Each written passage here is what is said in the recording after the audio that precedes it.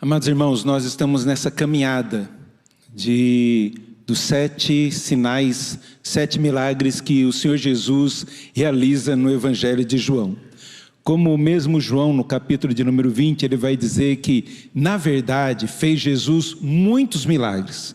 Mas estes 7, é para que vocês creiam que Jesus é o Filho de Deus e, crendo, tenham vida eterna nele. Esse é o propósito do milagre. O milagre é um sinal que aponta para Jesus, para nós reconhecermos que Ele é o Senhor da nossa vida, é o nosso Salvador. E nós estamos caminhando aqui nesses 7 milagres, estamos agora no 6º milagre e convido você a abrir a palavra do Senhor no Evangelho de João, capítulo de número 9. Nós vamos ler os primeiros 12 versículos aqui, tá bom?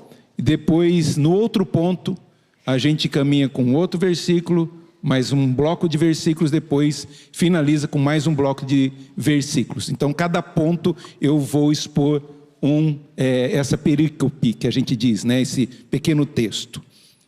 João capítulo 9, de 1 a 41.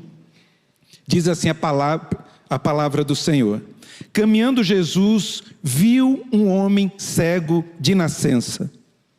E os seus discípulos perguntaram: Mestre, quem pecou? Este ou seus pais para que nascesse cego? Respondeu Jesus: Nem ele pecou, nem seus pais, mas foi para que se manifestem nele as obras de Deus. É necessário que façamos as obras daquele que me enviou, enquanto é dia. A noite vem, quando ninguém pode trabalhar. Enquanto estou no mundo, sou a luz do mundo. Dito isso, cuspiu na terra e, tendo feito lodo com saliva, aplicou-o aos olhos do cego, dizendo-lhe: Vai, lava-te no tanque de Siloé, que quer dizer enviado. Ele foi, lavou-se e voltou vendo. Então os vizinhos e os que dantes o conheciam de vista, como mendigo, perguntaram: Não é este o que estava sentado pedindo esmolas? Uns diziam: É ele. Outros: Não, mas se parece com ele. Ele mesmo, porém, dizia: Sou eu. Perguntaram-lhe, pois: Como te foram abertos os olhos? Respondeu ele: O homem chamado Jesus fez lodo, untou-me os olhos e disse-me: Vai ao tanque de Siloé e lava-te. Então fui, lavei-me e estou vendo. Disseram-lhe, pois: Onde está ele? Respondeu: Não sei. Vamos orar? Senhor, nós te louvamos e te agradecemos por mais essa noite, por esse dia que o Senhor fez para o louvor da tua glória. O Senhor, ó Pai, incomodou o nosso coração e, dirigidos pelo Espírito Santo, o Senhor nos trouxe aqui para ouvir a tua palavra, para engrandecer o teu nome, para adorar ao Senhor. E pedimos, ó Pai, que nesse momento de meditação da palavra, o Senhor fale ao nosso coração, molde o nosso coração, tire dos nossos olhos, ó Pai, toda cegueira, abra os nossos ouvidos para compreendermos e praticarmos a Tua palavra. Abençoa a Tua igreja, abençoa o Teu povo, que sejamos edificados e abençoados pelo Senhor, pela ação do Espírito Santo em nossa vida. Assim pedimos e oramos em nome de Jesus, o nosso Salvador. Amém. Queridos, José Saramago, um grande escritor português, muito ateu, muito ferrenho, crítico ao cristianismo, ele escreve um livro muito interessante. Ele escreveu um livro, o Evangelho segundo Jesus, uma crítica ao cristianismo. Mas tem um outro livro que chama Ensaio sobre a Cegueira. E é interessante esse livro. É interessante essa história. Há uma epidemia de cegueira no mundo. E essa cegueira faz com que as coisas mais grosseiras, mais baixas, as nossas corrupções do coração se revelam nesse meio. Como diz, em terra de cego, quem tem um olho é rei. Então, ele está tratando sobre essa cegueira. Mas não é uma cegueira física, ainda que ele está lidando com uma cegueira física. Mas muito mais, ele está fazendo uma crítica à sociedade, que pensa mais em si e é cega para o outro e tem vivido de forma a corromper e a destruir a vida do outro. E parece que ele leu o Evangelho do Senhor Jesus. Parece não, com certeza ele leu. E ele vai, nesse texto aqui, ele vê que quem é cego é quem enxerga. Certo? E quem enxerga é que é cego. E é isso que Jesus está tratando aqui. E Jesus está tratando uma questão muito séria entre luz e trevas. Desde o começo do Evangelho, ele trata sobre isso.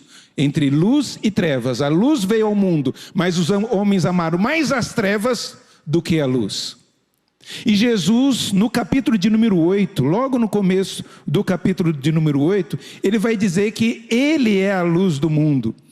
Ele vai discorrer aqui sobre alguns fatos, alguns relatos, e aí no versículo de número 12, 8:12, vai dizer: de modo lhes falava Jesus dizendo: eu sou a luz do mundo, quem me segue não andará nas trevas, pelo contrário, terá a luz da vida. Então nós vemos essa questão que Jesus começa a tratar entre luz e trevas.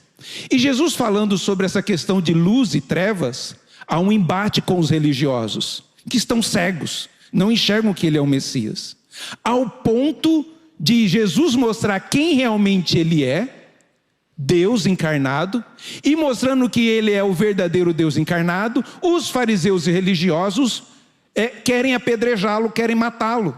Olha só no final do capítulo de número 8 aí, no versículo de número 58, 8:58, respondeu-lhe Jesus: em verdade vos digo, antes que Abraão existisse, eu sou. Ego eimi. É a tradução para o nome de Deus no Antigo Testamento. Jesus está dizendo: eu verdadeiramente sou Deus. Se você mostrar isso aqui para um testemunho de Jeová, ele vai falar: não, imagina. Jesus não está falando que ele é Deus. Ele falou: eu sou a porta, eu sou a luz, eu sou... Tá, mas se Jesus não falou que ele é Deus, então por que pegaram em pedras no versículo 59?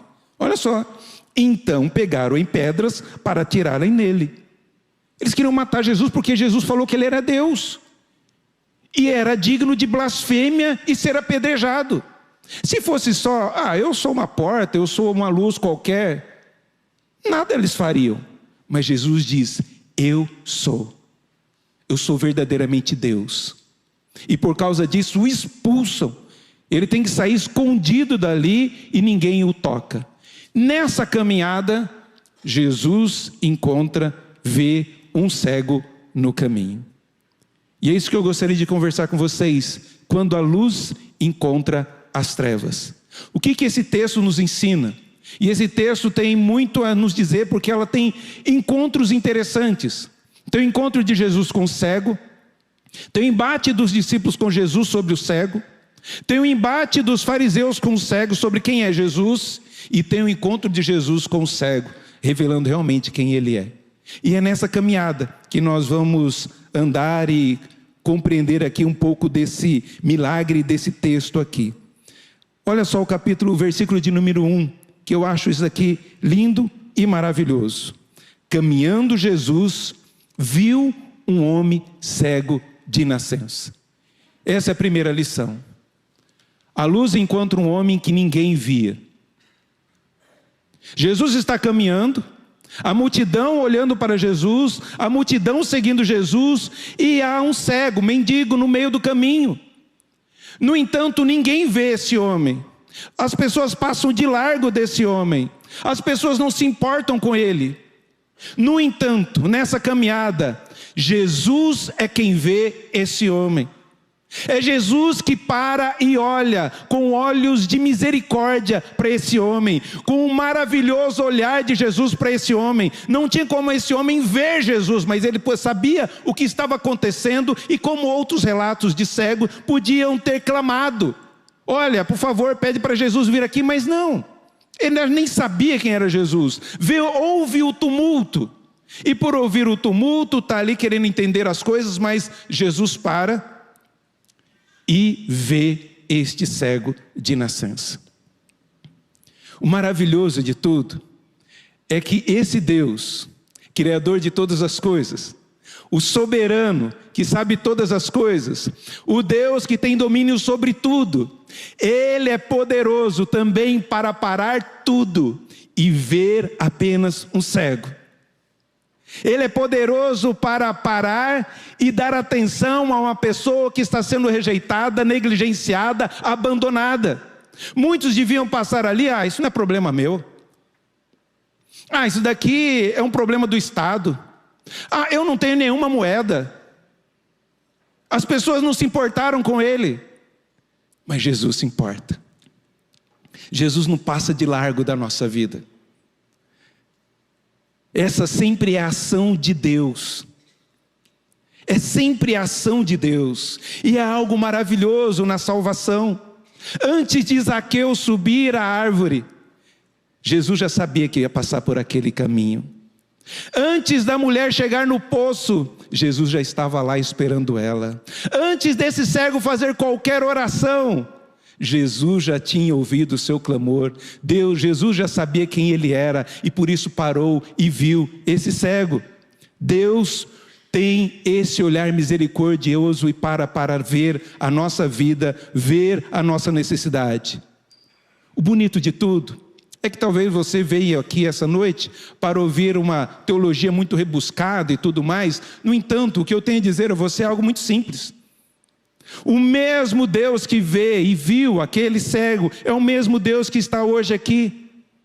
E Ele para tudo para ver a sua necessidade. Ele sabe quais são as suas demandas. Ele enxerga as suas lutas. Ele enxerga as suas preocupações. Ele vê as suas lágrimas. Ele vê a sua angústia. E Ele para atender você. É esse Deus a quem nós servimos. Esse Deus a quem nós adoramos. Talvez você tenha vindo aqui domingo após domingo e ninguém te vê. Talvez a sua família já não te enxerga mais. Talvez os amigos já não te veem. Mas Jesus está aqui. E Ele vê você. Ele enxerga você. O maravilhoso olhar de Jesus vê quem você é, conhece a sua necessidade, conhece a sua luta, e por isso Ele para e te atende para ouvir a sua oração. E às vezes nem você procurando Ele, Ele vem à sua procura. Esse cego não estava procurando Jesus, nem estava sabendo quem era Jesus, tanto que ele fala: não sei quem que é, foi um chamado Jesus, mas onde ele está? Não sei. Mas ele para ouvir, para atender e abençoar a nossa vida. É esse Deus que nós servimos, esse Deus que nós adoramos, esse Deus que nós nos dedicamos à nossa vida. Ele não está alheio às minhas lutas, às minhas angústias, às minhas preocupações. Deus tem visto, ainda quando você não percebe, mas Ele tem visto a sua oração.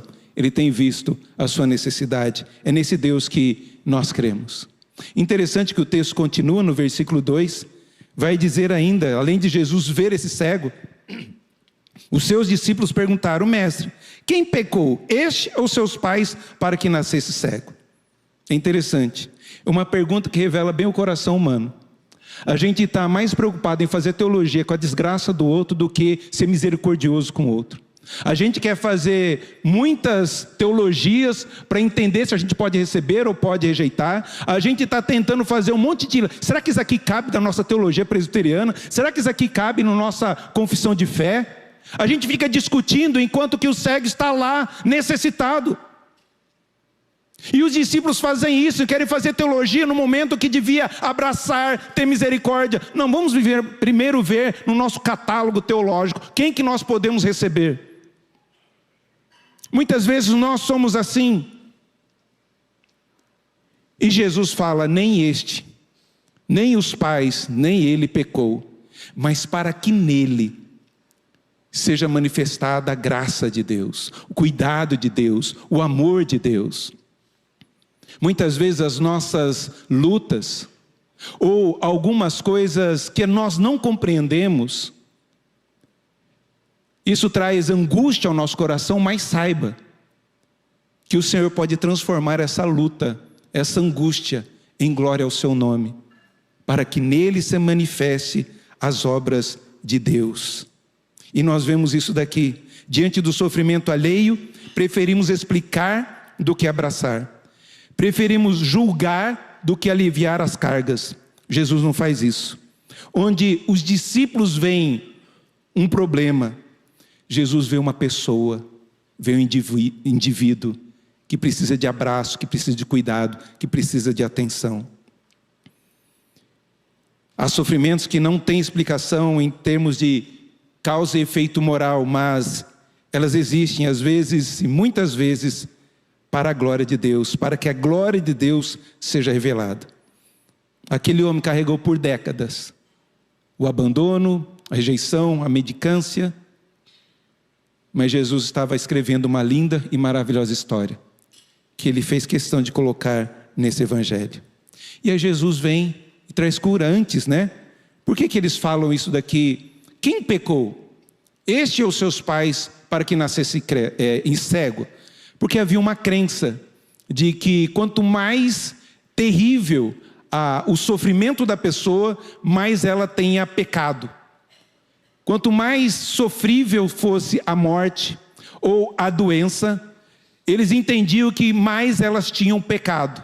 E por isso estavam sofrendo aquilo. Lá em Êxodo capítulo 20, versículo 5, diz que a maldição acompanharia até a centésima geração. Vamos lá, vamos falar o que é correto, né? Abre lá, marca aí, e vamos lá, Êxodo 20. É daqui que eles tiram essa ideia.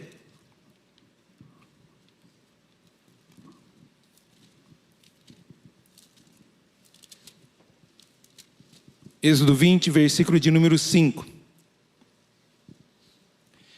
Não as adorarás, nem lhes dará culto, porque eu sou o Senhor teu Deus, Deus zeloso, que visito a iniquidade dos pais nos filhos, até a 3ª e 4ª geração daqueles que me aborrecem. Será que eles pecaram contra o Senhor e por isso a geração desses pais fez com que esse rapaz ficasse cego? É nessa compreensão aqui. E Jesus vem quebrar essa teologia, que muitas das enfermidades não é por causa de um pecado, não é por causa de algo do passado, uma maldição hereditária, mas muitas vezes é para que as obras de Deus sejam manifestas na vida do indivíduo. Saiba, não existe maldição hereditária para quem é crente. Foi salvo em Jesus, porque a Bíblia diz que toda a minha maldição foi cravada na cruz, foi paga por Cristo Jesus. Não tem maldição mais nenhuma do passado sobre mim. Tem consequências do meu pecado hoje. Por isso, querido, saiba que nem sempre o sofrimento, a luta de alguém é por causa de pecado. Alguns passam por isso. Estão na igreja e vivem jogando nesses jogos de online. E vai acabando o dinheiro. Até que acaba tudo. Aí ele pode até dizer, por que Deus fez isso comigo? Acabou o meu dinheiro. Não foi Deus. Foi consequência do seu pecado. Ou por que o diabo fez isso, arrancou meu dinheiro? Não, não foi o diabo. Foi você mesmo, o seu pecado. Você não se arrependeu. Está vendo que tem coisas que nós que provocamos.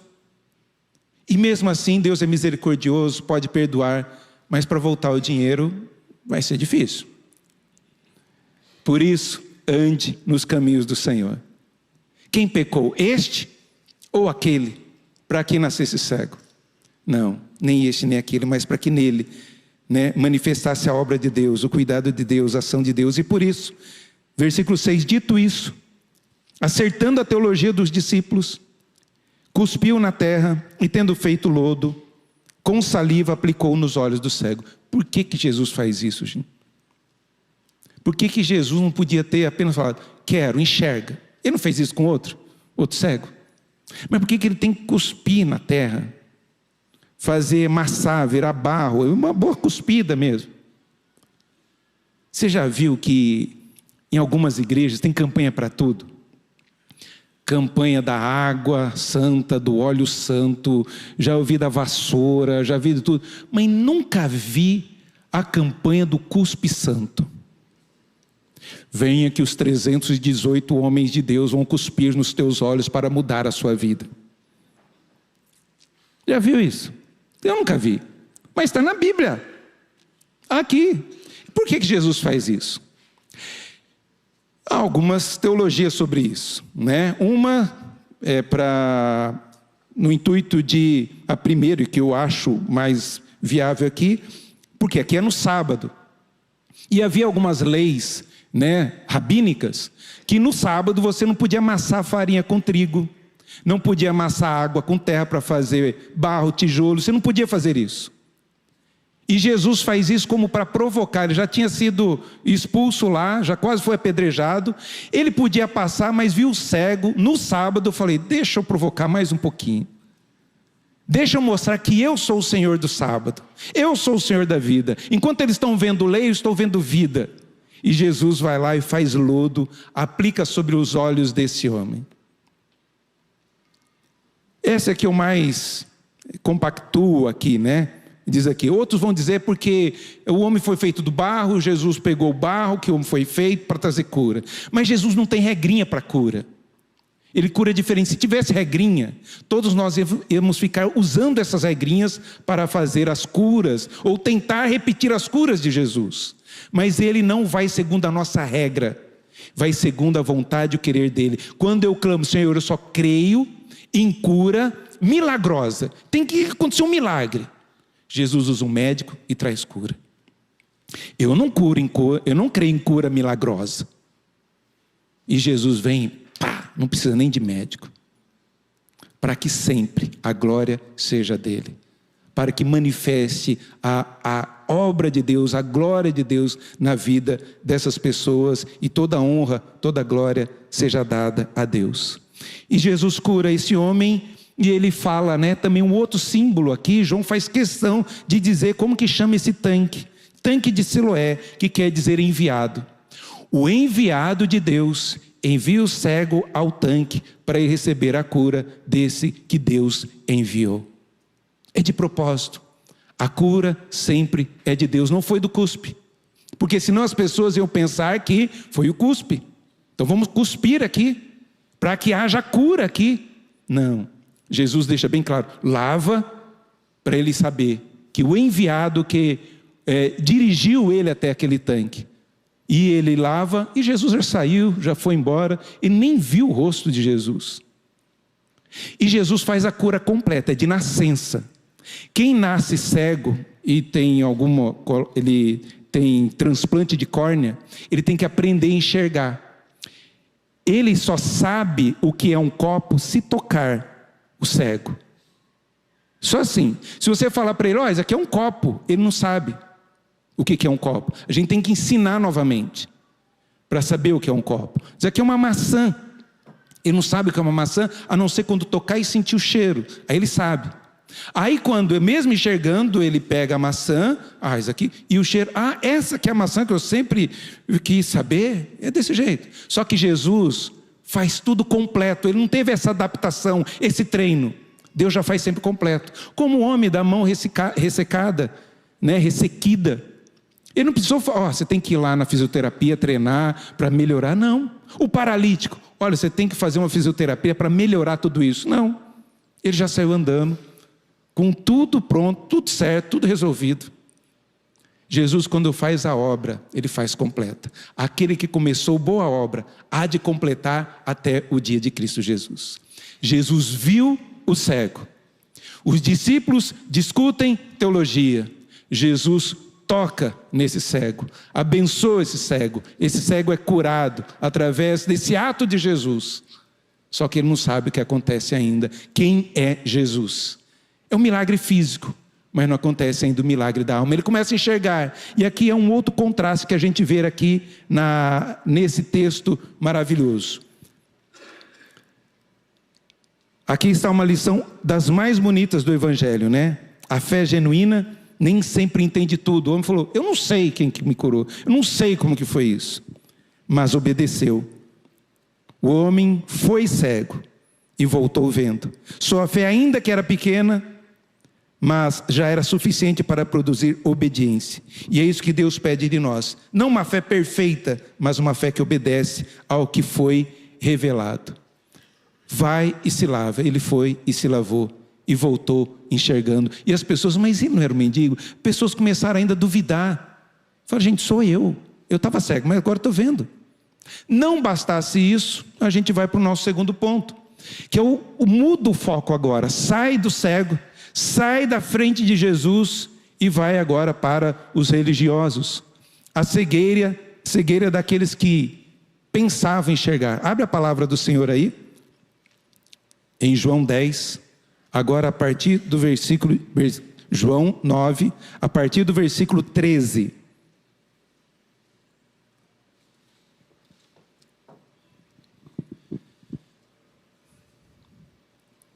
Levaram, pois, aos fariseus o que dantes era cego, e era sábado, ele afirma isso, o dia em que Jesus fez o lodo e lhe abriu os olhos. Então os fariseus, por sua vez, lhe perguntaram, como chegar a ver? Ao que lhe respondeu, aplicou o lodo aos meus olhos, lavei-me e estou vendo.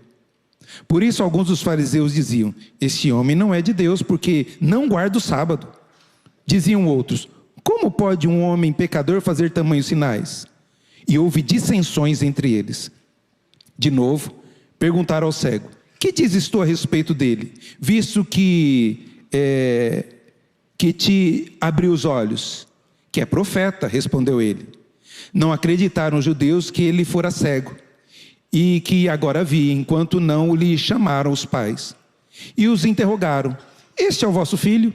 De quem dizeis que nasceu cego? Como, pois, vê agora? Então os pais responderam, sabemos que este é nosso filho, e que nasceu cego, mas não sabemos como vê agora, ou quem lhe abriu os olhos também, não sabemos. Perguntai a ele, idade tem, falará por si mesmo. Isso disseram seus pais porque estavam com medo dos judeus, pois esses já haviam assentado que, se alguém confessasse ser Jesus o Cristo, fosse expulso da sinagoga. Por isso é que disseram aos pais, ele tem idade, interrogai-o. Então chamaram ele segunda vez, o homem que fora cego, e lhe disseram, dá glória a Deus, nós sabemos que esse homem é pecador. Ele retrucou, se é pecador, não sei, uma coisa sei, eu era cego e agora vejo. Perguntaram-lhe, pois, que te fez ele? Como te abriu os olhos? E ele lhe respondeu, já vou-lo disse, não atendestes? Por que quereis ouvir outra vez? Porventura vós também, quereis vós também tornar-vos seus discípulos? Então os injuriaram e lhe disseram, discípulo dele és tu, mas nós somos discípulos de Moisés. Sabemos que Deus falou a Moisés, mas esse nem sabemos de onde é. Respondeu-lhe o homem, nisto é de estranhar que vós não sabeis de onde ele é, e contudo me abriu os olhos. Sabemos que Deus não atende a pecadores, mas pelo contrário, se alguém teme a Deus e pratica a sua vontade, a este atende. Desde que há mundo, jamais se ouviu que alguém tenha aberto os olhos a um cego de nascença. Se este homem não fosse de Deus, nada poderia ter feito. Mas eles retrucaram, tu és nascido todo em pecado, e nos ensina a nós, e o expulsaram. Olha só, trouxeram esse cego aos fariseus, E os fariseus viram: o que aconteceu? Eu era cego, eu voltei a enxergar. Em vez de dar glória a Deus, de exaltar o nome de Deus, render glórias, nunca um cego de nascença voltou a ter vista. E agora acontece isso, em vez deles glorificarem a Deus, eles questionam: quem é esse Jesus? Ele quebrou a lei porque é sábado, mas ele está enxergando, não interessa, é sábado, não pode fazer nada disso. Mais uma vez, nós estamos mais preocupados com a nossa teologia, com os nossos preceitos, com as nossas tradições, do que com o indivíduo. E assim estavam os fariseus cegos, não enxergando o que Deus tinha feito na vida desse homem, como Deus tinha curado, como Deus tinha transformado. Isso é um retrato muito claro do legalismo, um sistema religioso que valoriza mais a forma do que a pessoa, mais a regra do que a graça, mais a tradição do que o próprio Deus. Por isso, mais uma vez, igreja, cuidado.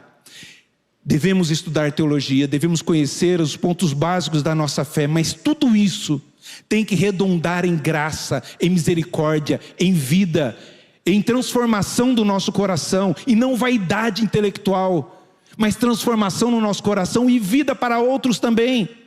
Nós não estamos aqui para ter um depósito de conhecimento teológico enquanto as pessoas estão perdidas, enquanto a pessoa do nosso lado está padecendo de uma ajuda, de estender uma mão, um braço, um cuidado. Esses homens estão mais preocupados com o sábado, com a lei, do que com a cura, se alegrar com a vitória, com a cura deste homem que era cego. Eles rejeitam as evidências. Não contente ainda, chama os pais dele. Ele deve estar mentindo. Como que ele pode enxergar tão bem assim? E chama os pais. Olha, esse é o nosso filho. Sabemos que ele nasceu cego. E agora estamos vendo que ele enxerga. É um testemunho claro. E nem assim eles acreditam, querem arranjar mais alguma coisa. E o cego fala: olha, eu não sei se esse homem é isso ou aquilo. Uma coisa eu sei, que eu era cego e agora vejo. Ele não tem uma fé, uma teologia rebuscada para compreender quem é Jesus. Mas ele sabe da obra que Jesus fez na vida dele. Por isso, querido, pregue o evangelho dessa maneira. Olha, eu não sei muito de teologia, eu não sei quais são os 5 pontos do calvinismo, eu não sei aqui qual é a primeira pergunta do catecismo maior, menor, eu não sei o que é a confissão de fé, mas uma coisa eu sei: Jesus transformou minha vida. Eu era perdido, estava longe do Senhor, Ele me encontrou, e agora eu vejo, agora eu tenho alegria nele. Jesus transformou minha vida. Para de arranjar desculpa de que: pastor, eu não sei quais são, como que eu prego o evangelho. Sabe como você prega o evangelho? Falando da sua vida, o que Deus fez na sua vida. Eu pude fazer isso na minha classe. Eu não sabia teologia, eu estava empolgado desse Jesus que transformou minha vida. E na classe, na sala de aula, eu falei: professor, posso dar o testemunho da minha vida aqui? Posso falar o que Jesus fez na minha vida? Porque eles viram o que Jesus tinha feito na minha vida. Certo? Num semestre eu era de um jeito, no outro semestre eu era de outro jeito. E eu pude compartilhar na minha classe, sem muita teologia, mas uma coisa eu sei: Jesus entrou na minha vida e transformou minha vida, e quer transformar a sua vida também. É nesse Jesus, querido. Estude teologia, se dedique, compreenda os atributos de Deus. Quanto mais nós conhecemos a Deus, mais aprendemos a adorar e glorificar a Deus. Mas tudo isso tem que redundar em glória a Deus e estender a mão ao próximo, cuidar do outro, abençoar o outro. Eles rejeitaram as evidências e o homem testemunha. E aqui a gente vê também um progresso na fé desse homem que era cego e a queda desses que enxergavam, desses religiosos. Se você olhar no versículo 11, o homem vai dizer sobre Jesus, né? Ele fala: um homem chamado Jesus. Ele não sabe quem é Jesus, mas sabe que um homem chamado Jesus. Mais para frente, ele declara: eu sei que ele é profeta. Mais para frente ainda, no versículo 33, ele fala: se este homem não fosse vindo de Deus, nada podia fazer. Então ele veio de Deus, esse homem. E no versículo 38, creio quem é Senhor. Quanto mais eles perguntam sobre Jesus, mais ele vai tendo uma visão mais clara de quem é Jesus. E quanto mais os fariseus confrontam esse cego, mais cego eles se tornam.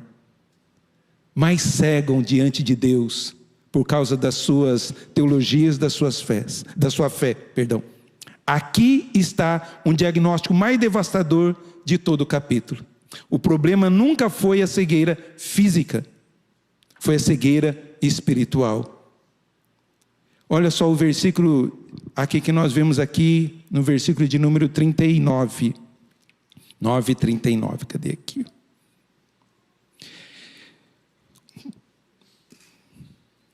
Prosseguiu Jesus: eu vim a este mundo para juízo, a fim de que os que não veem, vejam, e os que veem, se tornam cegos. Olha só o que Jesus fala, queridos. Eu vim para juízo mesmo. Para aqueles que pensam que veem, porque eu sei isso, sei aquilo, não vejam. Mas aqueles que se humilham, reconhecem que nada são, que nada sabem, e que precisam da graça e da misericórdia de Jesus, venham enxergar. Cuidado, para você muitas vezes saber muito, enxergar muito, mas não enxergar o necessário, o essencial, que é o Senhor Jesus. Foi a cegueira espiritual disfarçada em certeza religiosa que esses homens viveram. Quem reconhece sua cegueira, quem reconhece seu pecado, é iluminado, é salvo. Quem afirma já enxergar tudo, permanece na escuridão. Mais perigosa é essa escuridão, a da existência humana. Aquele que se sente seguro em si mesmo é cego. Aquele que descansa em Deus, enxerga para a glória do nosso Deus. E por último, queridos, na nossa lição, versículos 35 a 41, li aqui um pedaço ainda. Ouvindo Jesus que o tinham expulsado, lembrando aqui, expulsaram da sinagoga, no versículo 34. Ouvindo Jesus que tinham expulsado, encontrando-lhe perguntou: crês tu no Filho do Homem? Ele respondeu e disse: quem é, Senhor, para que eu creia nele creia? E Jesus lhe disse: já os tem visto, e é o que fala contigo. Então afirmou ele: creio, Senhor, e o adorou. Creio, Senhor, e o adorou. Esse homem foi expulso da sinagoga, foi expulso da igreja, porque ele não cabia no legalismo da comunidade farisaica. Por isso Jesus conduz o homem da visão à adoração, de abrir os olhos para ele enxergar o verdadeiro Deus. Enquanto a religião que devia abraçar, cuidar, a igreja fazer isso, expulsa esse homem. E Jesus, sabendo disso, abraça. A religião sempre quer nos expulsar, mas Jesus sempre está de braços abertos para nos receber. Essa é a graça do Evangelho, esse é o amor de Deus. O mundo religioso fecha a porta, mas Jesus abre outra e bem maior, para que a gente possa ser abraçado por Ele. Essa é uma das verdades mais consoladoras do Evangelho. Quando somos rejeitados por causa de Cristo, é exatamente aí que Cristo se aproxima para nos abraçar e nos receber. Por causa de Cristo, Ele foi expulso, mas Jesus vem e se aproxima dele e abraça ele. Então Jesus faz a pergunta central aqui: crês tu no Filho do Homem? Não é isso que o Evangelho de João está querendo dizer lá no capítulo 20, versículos 30 a 31? Esses sinais é para que vocês creiam que Jesus é o Filho de Deus, e crendo, tenham vida eterna nele. O maior milagre não foi o cego de nascença abrir os olhos. O maior milagre é quando ele se dobra de joelhos diante do Pai e confessa a Jesus: meu Senhor, o meu Salvador, o dono da minha vida. Esse é o maior milagre, porque talvez ele recebesse o milagre e não fosse atrás de Jesus, só teria a cura física e não a cura da alma. E muitas vezes nós queremos somente a cura física. Queremos só a libertação e não queremos a transformação do nosso coração. A narrativa termina exatamente onde todo o verdadeiro milagre deveria terminar. Aos pés de Jesus. Eu fui alcançado pela graça. E por isso eu me dobro diante dos pés de Jesus. Esse é o propósito do milagre. Começa com um homem cego, no chão mendicando. E termina esse homem no chão adorando o Senhor Jesus. Que nós possamos ter a cada dia os olhos abertos para enxergar a glória de Deus. E enxergando a glória de Deus, saber da minha responsabilidade para com o meu irmão, para com a minha irmã. João 9 nos apresenta esses 3 grupos de pessoas. E cada um de nós hoje nos encontra em um desses grupos. Ao cego, que reconhece sua necessidade e por isso pode ser transformado. Aos discípulos que tinham boas intenções, mas precisavam corrigir a sua teologia de não enxergar o próximo e ver apenas a teologia. E aos fariseus que possuem conhecimento bíblico, tradição religiosa, aparência de piedade, mas preferiram permanecer na escuridão, admitir que precisava da luz, a verdadeira luz que veio ao mundo, ilumina a todos. A grande questão não é a cegueira física, mas a cegueira da alma. Que você possa sair daqui enxergando mais a Deus e ao próximo. Esse Deus que abraça, esse Deus que vê e conhece a nossa necessidade. E que Deus possa nos abençoar. Terminando, aplicando para a nossa vida, 2 conceitos aqui. Perdão. O milagre não termina quando os olhos se abrem, termina quando os joelhos se dobram. É isso que nós precisamos entender. E tem muita gente que não recebeu o milagre, mas tem os joelhos dobrados em adoração. Esse é o maior milagre. E eu costumo dizer que o maior milagre é não precisar do milagre. Quem precisa de um milagre está passando uma necessidade, uma luta. E se eu não estou precisando de milagre, glória a Deus. Glória a Deus por isso, de não precisar de nenhum milagre. Porque o maior milagre já foi feito no meu coração, na minha vida.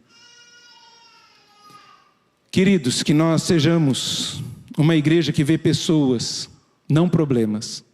Que possamos ver pessoas e não problemas.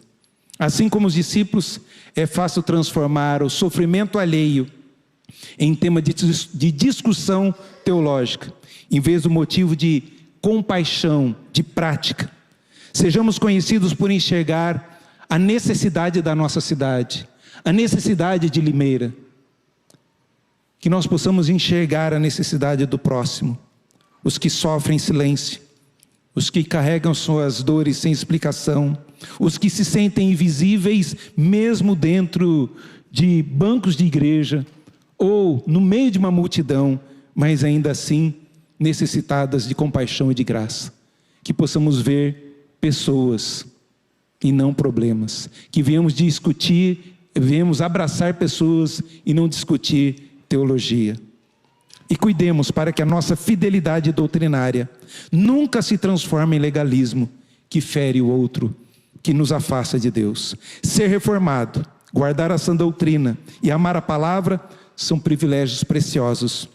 Mas, como os fariseus, podemos usar a verdade como instrumento de exclusão em vez de restauração. Que a nossa ortodoxia, a nossa adoração correta, venha ser derramada na ortopraxia, na prática correta da nossa teologia. Que nós sejamos uma igreja que compreenda as grandezas de Deus, mas também possa estender as mãos aos necessitados. É o que nós estamos fazendo. Não é, a gente pode pensar, o que tem a ver eu com o pessoal da Venezuela? Há irmãos nossos que estão sofrendo. Por isso, uma oferta sua faz diferença. Eu não estou lá, mas eu posso ofertar. Em vez de discutir teologia, de que igreja vai? Porque a gente, no conselho, a gente estava discutindo sobre isso. Tem alguma igreja presbiteriana lá para a gente ajudar? Não, não tem nenhuma igreja presbiteriana lá para a gente ajudar. Mas tem igreja batista, metodista, tem comunidade disso, daquilo. É gente como a gente. E que precisa de nós estender as mãos. Em vez de discutirmos teologia, vamos abençoar. vamos estender as mãos e vamos conhecer mais a Deus. E conhecendo mais a Deus, a gente pode praticar o amor de Deus cada vez mais. Vamos colocar em pé, vamos cantar ao Senhor. Que nós sejamos conhecidos pelo amor que nós temos um para com o outro, e da igreja que enxerga o necessitado a cada dia. Declare isso, que Jesus é a luz do mundo e que você deve adorar e engrandecer esse Deus.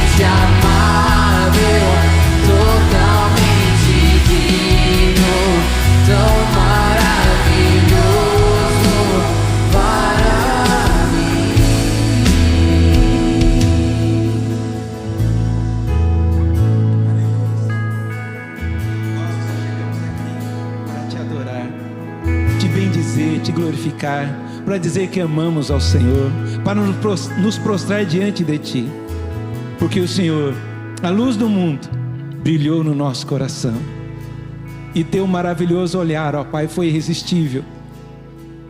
Por isso nós cremos que Tu és Senhor, queremos Te adorar, e que a nossa liturgia, ó Pai, não termine aqui nesse domingo, que continue durante a semana, que possamos, ó Pai, contemplar, adorar e servir ao Senhor. Que o Senhor abra os nossos olhos, ó Pai, para enxergar o necessitado, aquele que precisa, ó Pai, de um abraço, aquele que precisa de um sustento. Que nós, como igreja, ó Pai, presbiteriana de Limeira, possamos enxergar os necessitados, possamos nos reunir aqui para Te adorar e sair daqui para Te servir a cada domingo. Usa-nos, ó Pai, eis-nos aqui, Envia-nos, ó Pai, para cumprir o teu propósito. Obrigado por abrir os nossos olhos e que possamos, ó Pai, enxergar as tuas grandezas e também, ó Pai, o nosso próximo. Assim eu peço em nome de Jesus. Por isso, ó Pai, eu peço também que o Senhor abençoe o teu povo. Que nessa semana o Senhor estenda a tua mão. Que a tua mão esteja sobre cada um, derramando toda sorte de bênção espiritual. Que nessa semana a tua mão esteja abaixo de nós, nos sustentando com a sua destra fiel. Que nessa semana, ó Pai, o Senhor esteja à nossa frente, iluminando o nosso caminho, abrindo portas e fechando portas. Que o Senhor esteja às nossas costas, nos livrando de pessoas desleais e invejosas e dos dardos inflamados do inimigo. Que nessa semana o Senhor esteja ao nosso lado, como Deus conosco, Emmanuel, e que o Senhor esteja em nós, aumentando a nossa fé e a vontade de viver para Ti. E que a graça, a maravilhosa graça do nosso Senhor e Salvador Jesus Cristo, o amor do nosso Deus e eterno Pai e as consolações do Espírito Santo esteja sobre a Tua igreja, Pai, hoje e sempre. Amém. Cantemos o amém.